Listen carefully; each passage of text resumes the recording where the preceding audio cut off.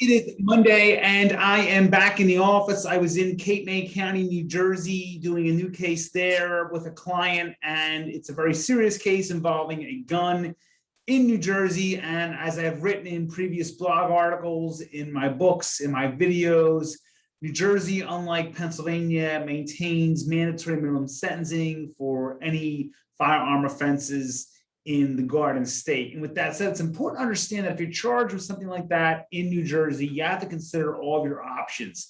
Now, trial obviously is always an option. And when it comes to trial, the first thing we want to assess when it comes to a possessory type crime, like an illegal gun, whether it be in New Jersey or in Pennsylvania, is the strength of your potential motion to suppress evidence, especially if the offense or the allegation is involving a vehicle stop. Remember that in New Jersey, unlike Pennsylvania, warrantless searches are permissible. In Pennsylvania, the case law has recently changed following the case of Commonwealth versus Alexander. Police now need a search warrant to search a vehicle. I recently did a case in Montgomery County, Pennsylvania, where the DA's office received our motion to suppress and decided not even to proceed, and simply withdrew the gun charges with us actually having to actually do the motion. They were that confident that they were going to lose. They decided not to move forward with the case, and our client simply pled guilty to a speeding ticket. So we went from a potential felony conviction to a speeding ticket. Not bad. So with that said, in New Jersey, it works the same way with regards to a motion to suppress, but obviously the search warrant is not required. Now, we still look at probable cause to stop the vehicle and probable cause of search. Very, very important concepts that your attorney must explain to you.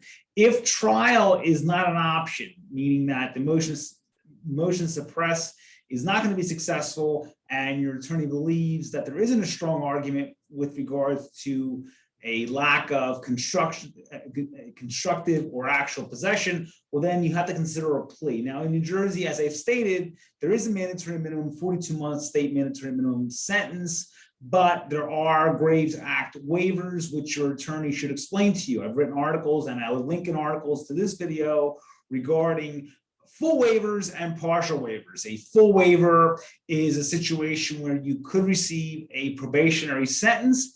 A partial waiver is where the mandatory minimum would drop from that 42-month to a 12-month sentence. So it's still a potential state sentence, but much less. So obviously, people are more interested in the Graves Act waiver as a full waiver as opposed to a partial. In addition, PTI is sometimes an option. And I will say that PTI is only an option, however, in a situation where normally you were carrying the gun and you would cross state lines and you were the legal gun owner in your particular state and you didn't know that New Jersey didn't have reciprocity with your state, and you crossed over, were stopped, and they found the gun. Those are really the only situations that I've seen where a person has received PTI. I'm not saying that you couldn't receive PTI in other situations, but it is very, very difficult. PTI, pretrial intervention. I've written articles, I've done videos on this as well. So if you have questions, 215-755-9000 in Pennsylvania, 856-793-7429 in New Jersey, 24 hours a day, 7 days a week. Hope you're all having a great Monday, and we answer our calls again 24 hours a day, 7 days a week. And we do that because we know that a criminal offense can happen at any time, at any place, and to anyone. So once again, 215-755-9000 in Pennsylvania, 856-793-7429 in New Jersey. Gambone Law is the website. Have a great Monday, and I'll talk to you all very soon.